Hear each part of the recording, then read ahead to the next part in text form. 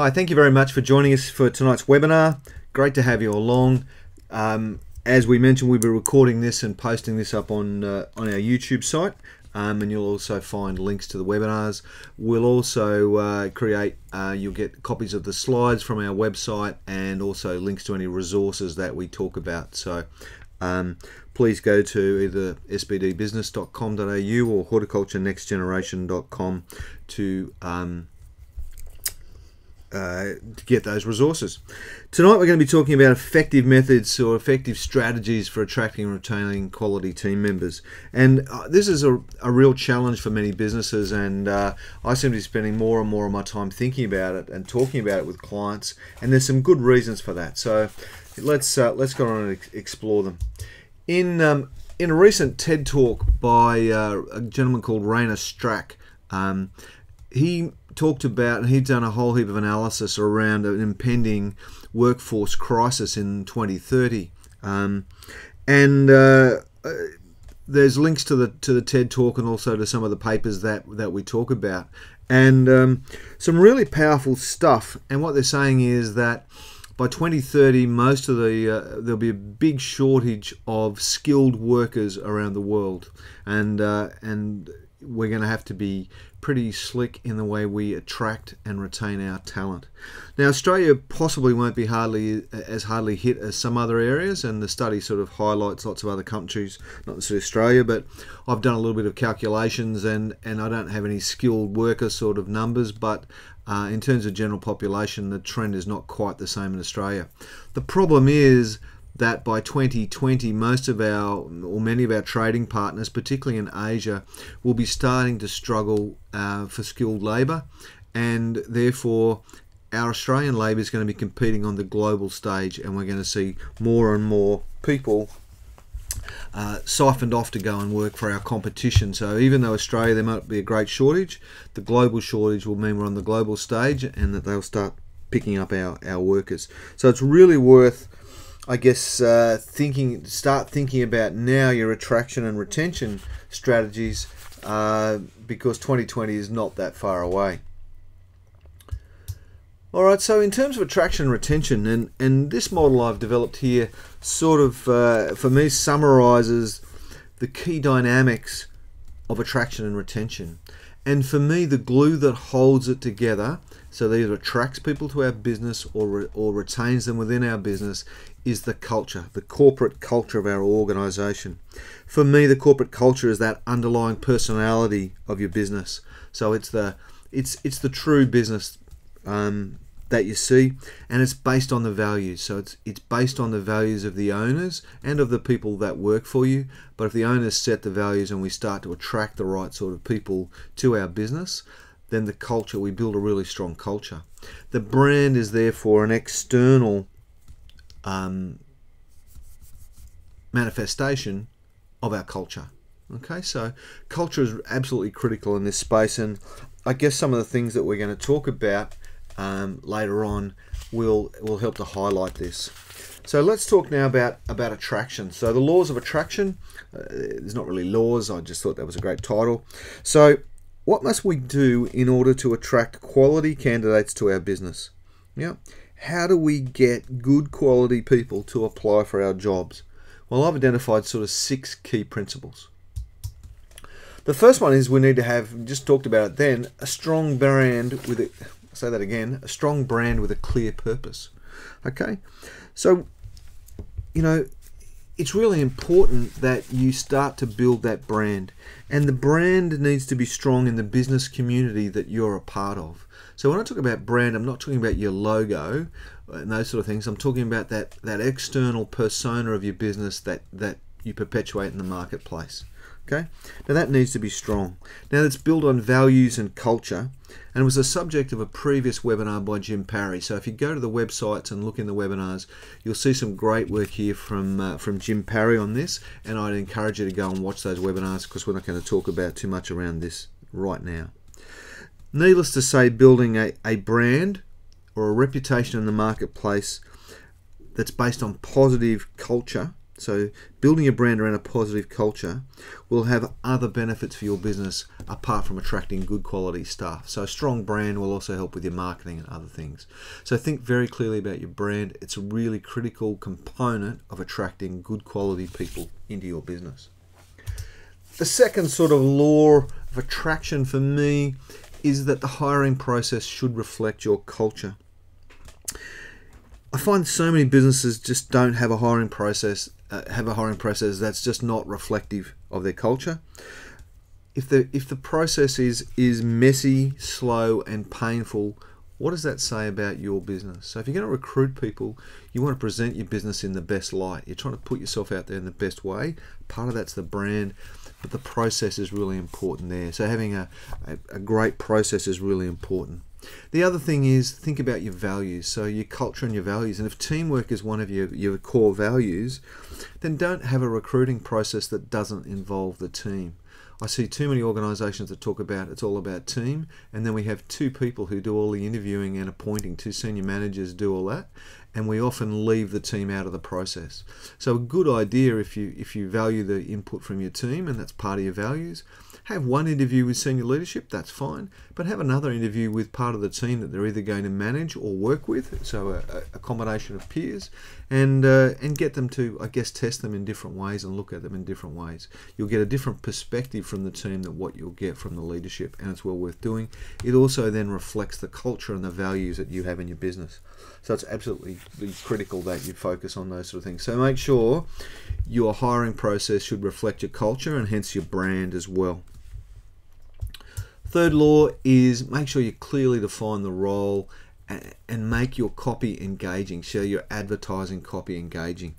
You know, don't write a standard name, rank, and serial number job ad that talks incessantly about the company. Okay, so think about this as a sales process. Okay, you know, seek to explain who are you looking for, the sort of outputs you expect from them, and then why they should work for you. If you jump on Seek Now or any of the other big job boards, or have a look through the daily newspapers, you will see ads often written by reputable recruiting companies that talk incessantly about the company. Very little of it is about the person that you're looking for. Remember, we're trying to sell your company, but we're particularly trying to sell them the job of coming to work with you. So my sort of advice on this is to write a job ad that highlights the person and their qualities first. And you can start it with things like, you will be a successful manager in a high-performing business type thing. You know, that sort of stuff. Then talk about the roles and outcomes and objectives that you expect this person to achieve. And then lastly, a little bit of stuff about your company. But you can actually put just a link to your company website there, which should provide them enough information about the company. So make the job ad about the person. Okay, really important. Use the role avatar. So think about it. It's a bit like target market. So who's your target market for your marketing? We've spent plenty of time talking about that in previous webinars. In this case, think about the role. Think about the sort of ideal candidate or ideal person for this job, an avatar, and write your ad and all that sort of stuff around attracting them. Okay. Rule number 4. Make sure you effectively target your applicants in the right way. Okay, so for a difficult to find role, so if a role that's going to be difficult to fill, then make sure you cast a wide net. I find too many companies have a one-size-fits-all approach. They drop all their jobs onto Seek, and that's all they do. And this is great for Seek, but it's not necessarily good for you. So I think a flexible range of recruiting options is probably most important, but it's really important that you tailor that around the applicants and how difficult that role is going to be to fill. So it's going to be a difficult role to fill, then you'll want to cast a wide net. You'll want to target passive candidates. So passive candidates, my wife's into recruiting, and she talks about basically headhunting for passive candidates. They are people who are not actively in the market looking for a job, so they're not trolling Seek looking for a job. They're people that only come through networks and other things, and we need to be able to sell them on the job, the culture of the organisation, and find a good match between the person and the culture and the role. So you do that. Now, you can use specialist recruiting specialist recruiters to help you with good industry expertise and networks to help you in these hard to find jobs. You can also use your networks through your own staff and social media.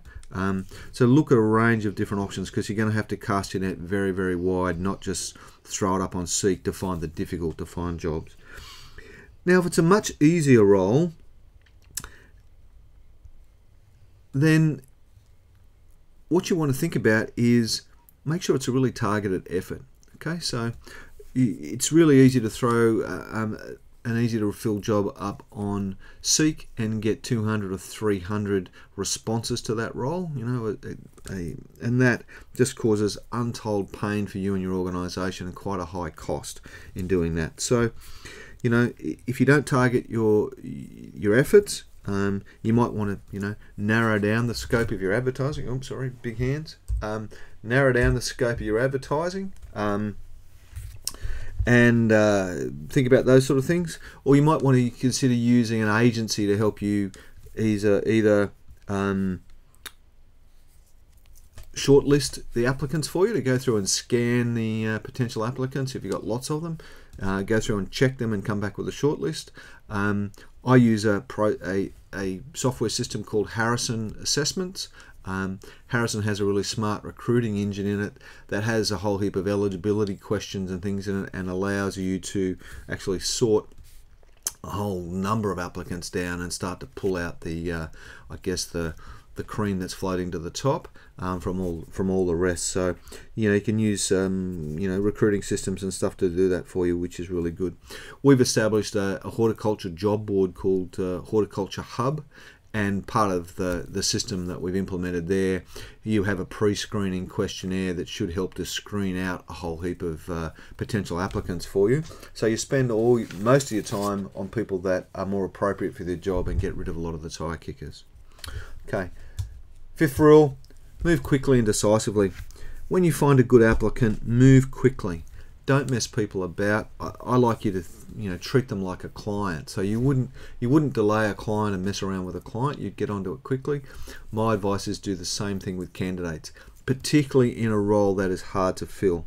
Okay, that also means you're going to have to be a bit flexible with interview times and, you know, some of those sorts of things, because a hard to fill job, the candidate is in the box seat in terms of coming to work for you, not the company, and having lots and lots of choice. So just remember that and make sure that you're flexible and accommodating for potential applicants in those sort of things. Really important as part of the process that you actually stick to the timelines. And if things change, then make sure you update the candidates, particularly your shortlisted candidates.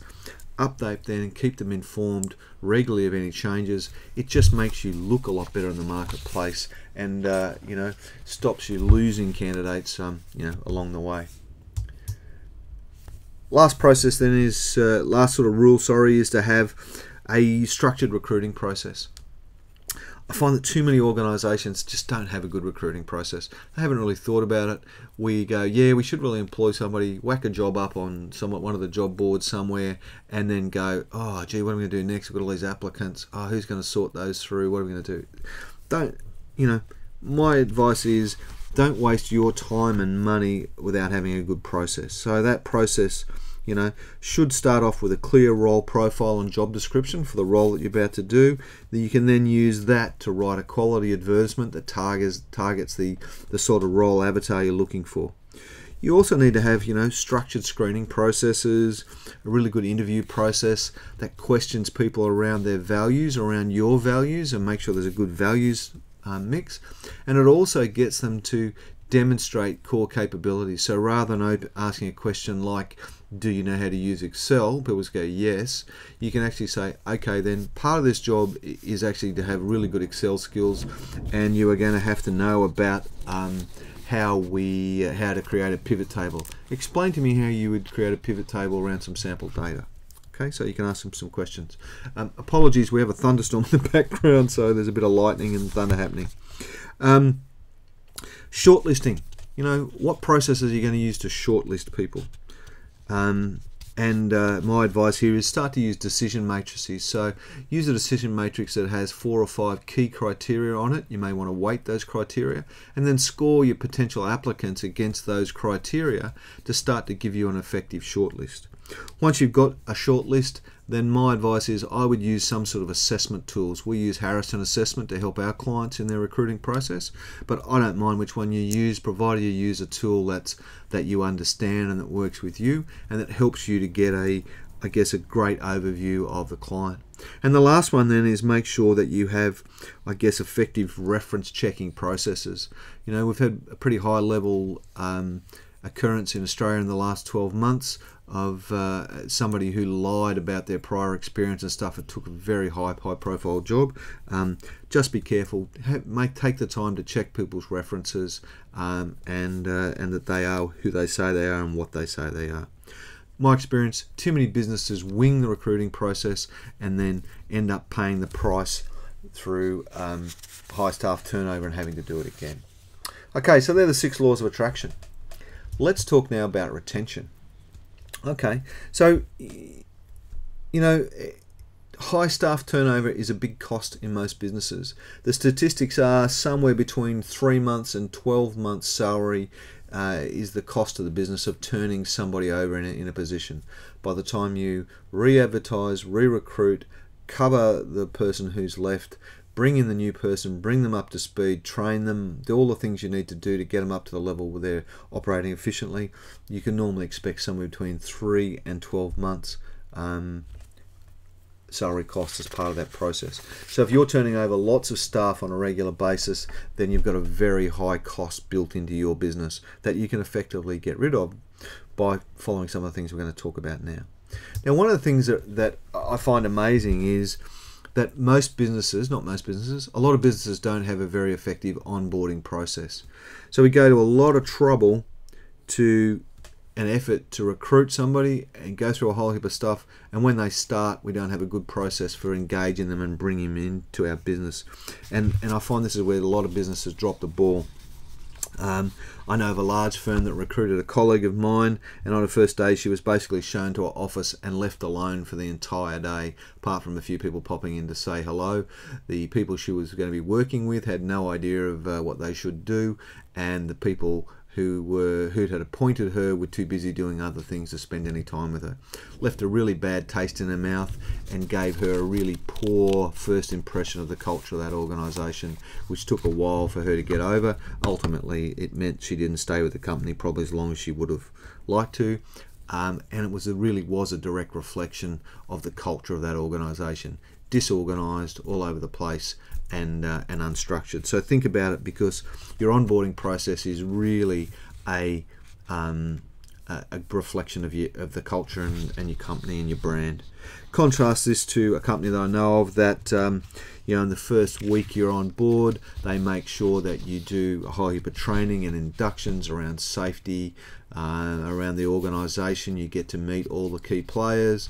You spend time with pardon me, other managers and members of your team, and there's a whole process that you go through in that first week.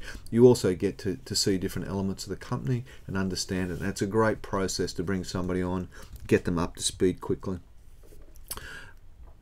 There's actually quite a good book called The First 90 Days that I would recommend for anybody who is contemplating starting a new job, and it's about how you actually come into a new job and start up. But the company needs to have a matching process which is around onboarding. We'll put a link to The First 90 Days in the workshop notes. Second thing is to make sure that we're really clear that the role you're putting out there, that the new role starting up, that the role is challenging and has clear objectives. So too many people start roles without any clear understanding of what's expected of them, what are the measures, how they're going to be measured, how can they actually perform in their job. So that's really important, because how can you give somebody effective feedback? How can you evaluate them in their probation period? How can you do all those sorts of things if you haven't clearly defined the objectives, the key performance indicators, and a whole heap of other elements for this job. Okay, so make sure you do. So my advice is I would start off with a clear workforce plan that highlights the recruiting and development needs of your business. You need to start at that point. From this, you can create an effective organizational structure. Then you can start to build roles and define roles that are clearly defined with challenging objective and performance measures. So once you've got all that in place, then it's much easier for you to do that. So you want to keep people engaged in your business. Make sure you clearly define the role, clearly define the challenges that you want them to take on, and how you will measure their performance. Okay, absolutely critical. Providing regular feedback is absolutely critical as well. In the BCG study, the Boston Consulting Group study that I talk about, where they look at the global workforce, they did what they called an employee happiness survey. So they surveyed over 200,000 people around the world and identified the top things that they look for in to make them happy in their role or their career. Surprisingly, salary and wages were number 8. Prior to that, number 1 was being shown appreciation for your work. Now, the best way to do this is to provide regular feedback, okay? Particularly when that feedback in your organization links to their performance, but also to your core values and the behaviors that underpin that. Absolutely, I'm going to say critical again, but it's really important that you do that. In previous webinars, we've talked about meeting structures and we've talked about a circuit breaker meeting. And a circuit breaker meeting is a great way to provide that feedback on a regular basis. Circuit breaker meeting is something where you sit down with your direct reports once every month to 6 weeks and you have a simple discussion with them that says, how are you performing? Let's have a quick look at your KPIs and those sorts of things. But then, how are you going in the job? What's going well for you? What's not going so well for you? What do we need to change? What's the one thing we need to work on in the next, in the next month that we need to change in order for you to do that? Now, it might be a gap in skills, knowledge, behaviors, whatever that you need to talk to them about. But get some feedback from them, but also gives you an opportunity as their manager to punch some feedback into that role. So, circuit breaker meetings are absolutely critical. In all the surveys I've seen, staff surveys and all that sort of stuff, everybody wants better communication and or more feedback on their role. So something you cannot overlook. Okay, worthwhile having a look at that BCG study. The link is in the notes. The second most important thing that people wanted were good relationships with colleagues. Absolutely critical then that you start to build strong teams. Strong teams with good interpersonal relationships where people get on, where they're focused on a common task with common objectives. Really important that this happens because it's what people look for. So people want to be part of teams, they want to function as part of teams, and it's your role as the owner and the manager of the business to build an effective team around you to help the business deliver its outcomes and its goals. Pretty self-evident, but really important. Third most important thing was to encourage a positive work-life balance. So people really wanted better work-life balance, and it's a difficult one as people's definition of work-life balance varies greatly, but it's about understanding what that is, and it's about encouraging people to be aware of it and to understand what's important for them in work life. So for some people, it's going to be spending, being flexible with time. Other people, it won't be about time, it's what they do outside of work. So we've run some webinars on work-life balance in the past. Really important that you spend a little bit of time to watch those webinars and understand what it is that people need to look for, because often it's what you do outside work that gives you the balance in that relationship. So really important as part of retention though, that you start to think about work-life balance for your employees and how you can help them. The last one's about effective leadership, and it's a bit of a catch-all in some ways, but I find that invariably when staff leave and I do exit interviews for them or I talk to them afterwards, it's often about the quality of the leadership in the organisation at that time. So they didn't feel like they had a great leader, So you actually can spend a fair bit of time building leadership capacity within your organisation. Now, often that's not about being the next Nelson Mandela. It's actually about a lot of simpler processes and systems than that, but it's certainly worth spending some time on having to think about it. For me, a strong leader is, or an effective leader is somebody with strong values, somebody who walks the talk, where their actions match their words, who are collaborators and work with others, who are approachable to their staff and their team members and other colleagues and helpful, who are strategic in their thinking, so they're actually thinking bigger picture and get the bigger picture, but they're also quite planned and well organised, and that I find are some of the characteristics of good leadership. But importantly, there are important characteristics for when we're talking about retaining people in our business. Okay, so in summary, we sort of talked about the global skill shortage and where that's at the moment. 2020, it's going to start to bite. We need to start thinking about it now and what we're going to do. We then talked about our model. The culture is the glue that helps us with attraction and retention, and I hope you got that message very clearly through the discussion. Your culture is based on the core values of your business, and your brand is the external manifestation of that culture in the marketplace. Laws of attraction, I talked you through the 6 laws of attraction. You need to have a strong brand with a clear purpose. Your hiring process should reflect your culture. That's really important that you bring your culture to the fore in both your brand but also in the process that you take people through. Make sure you define the role clearly and then write some engaging copy that attracts people to your business. Make sure the focus is on the person, not on the company.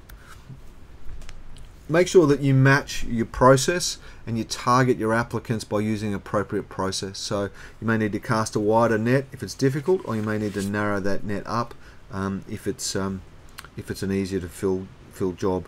Make sure you move quickly and decisively and treat your candidates as if they were clients. So give them the same respect you would give a client. And then lastly, make sure you have a structured recruiting process that really demonstrates the capacity and capability of your business in a very meaningful way. In terms of retention, that storm is really starting to pelt down, so sorry about that. In terms of retention, make sure you've got a good onboarding process.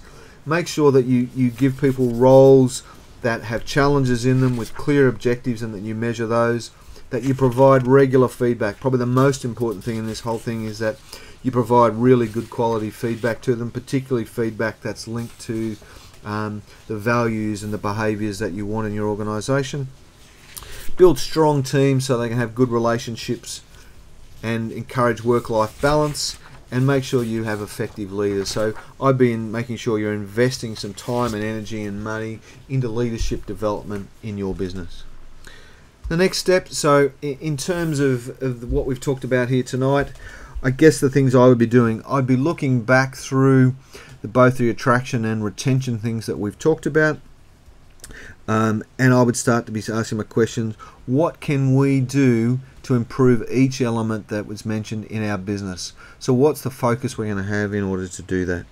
How do you build the culture? So what are you going to focus on in building an effective culture in your business? Because it's absolutely critical to attracting and retaining good quality staff.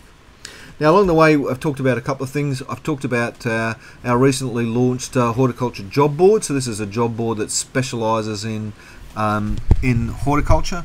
And what we tried to do is put up a cost-effective process that's just focused on horticulture. You can actually put your resume, post a resume, or post your jobs on this for the next 60 days for free. So no cost there. You'll find it at www.horticulturehub.com. And love to see you on there. We're also going to build a training academy that hangs off this. We're going to call it the Horticulture Hub Academy, and we're going to start to do training like what's an effective recruiting process, how do you write a good CV, all those sorts of training programs we're going to plug into the Horticulture Hub Academy. So watch that space. I mentioned an assessment tool that I use called Harrison Assessments. Harrison is a great tool I find it's a tool that I use as a business coach to better understand my clients and their personalities. It works on job preferences, so it works on what you prefer to do. So the argument is you'll be better at things that you prefer to do, and Dr. Harrison's created a brilliant system around that. It also has a really good recruiting engine built into it that allows you to assess and evaluate candidates really well, and then you can then run profiles on them. So it has that, it looks at both eligibility and suitability for the job and can help you in that process. So if you're interested in finding out more about Harrison Assessments, either to assess your shortlisted candidates or to help you with the entire recruiting process, please just contact us and we can help you out. Have a look at harrisonassessments.com, or there's links on our websites as well to Harrison. So that's a great tool. Thank you. Now the next webinar, we haven't selected a date right at this moment, but it's going to be around finance and cash flow from Peter Lucas of Kestrel Solutions. One of the things we find is that most businesses don't have a great handle on finance and cash, but this is not going to be a boring sort of, P&L, learn to understand your P&L sort of talk. It's going to be from Peter, who works with turnaround businesses, on some tools and some processes to help you better manage the cash and the finance in your business so you can get some real leverage. So looking forward to that. We'll no doubt send you out some emails and some promotion around that webinar coming up in late July. Alright, so thank you very much. Great to have you along here today. If you've got any questions, you might post them in the discussion forum, in the discussion area below this post on the website. Please feel free to download all the resources. If you would like us to assist you in any way in your business, then really happy to have a chat with you to make sure we're a good fit for your business. I actually don't work with businesses that I haven't had a good talk to, so we're going to start putting some buttons on the website, so really easy for you to just click on that button, book a simple phone call with me where I can understand your business, the aspirations that you have for that business, where you want to take it, and then the barriers that are getting in the way. From there we can determine whether I'm a useful fit for you, what some of the solutions might be, and whether there's an opportunity for us to work together. That will be, I guess my aim is to add significant value in that call for you, but also to help you determine what are some of the things that you need to do to move ahead. Alright, follow the prompts if you're interested in that, or simply flick me an email or give me a call on my mobile phone. Thanks very much for your time today, and I look forward to seeing you at one of our future webinars.